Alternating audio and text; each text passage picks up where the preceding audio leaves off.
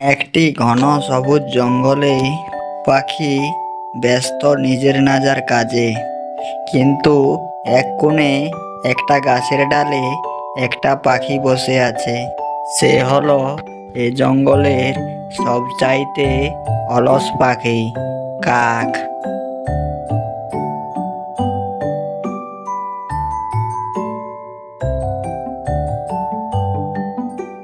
এই কাকদা, এই সকাল বেলায় তুমি গায়ে নিয়ে বসে আছো কেন? চলো খাবার খুঁজতে যাই।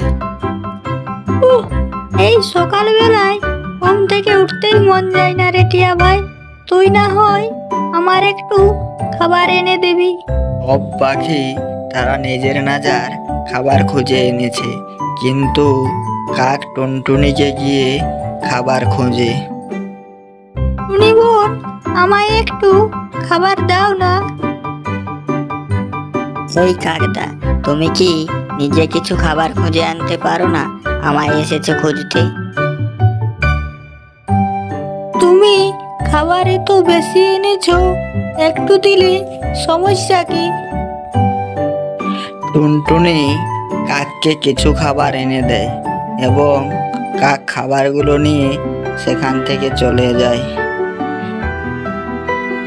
কাকের অলসতার কারণে সব পাখি বিরক্ত হয়ে একদিন গাছতলায় বসলো। কাকদা তো শুধু বসে বসে খায়, কিচ্ছু কাজ করে না। ঠিক বলেছ, আজ থেকে কেউ ওকে খাবার দেব না।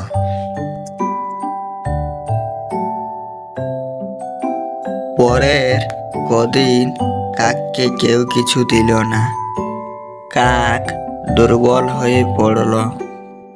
ও, পেটটা খালি খালি লাগছে। নিজে না খাবার খুঁজলে যে বাঁচা দেয়। টুনটুনি কাকের কষ্ট দেখতে পেয়ে তার কাছে যায় এবং বলে,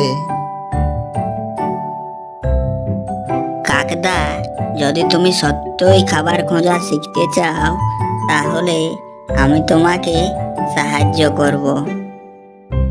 টুনি বোন, তুই এখনো আমায় খাবার খুঁজতে সাহায্য করবি?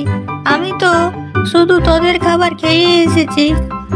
ভুল সবাই করে, ভুল থেকে শিখলেই ভালো বন্ধু হওয়া যায়।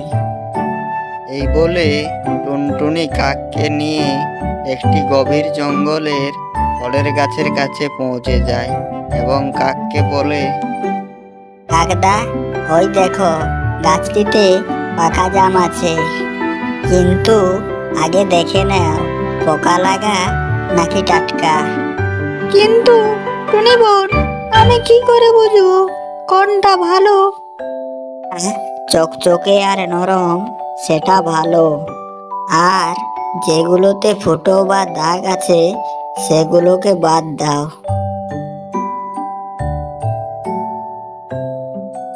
এই দেখো টুনটুনি বোন, আমি অনেকগুলো জাম পেয়েছি।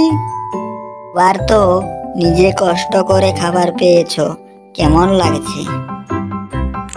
তুই ঠিক বলেছিস টুনটুনি। আমি আগে বুঝিনি যে পরিশ্রমে এত আনন্দ আছে। এই তো শিক্ষা, অলসতা দিয়ে নয়, কষ্ট করলেই ফল মেলে।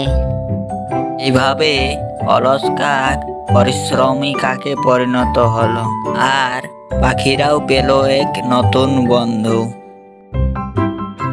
শিক্ষা, অলসতা মানুষকে একা করে তোলে, আর পরিশ্রম এনে দেয় সম্মান আর বন্ধুত্ব।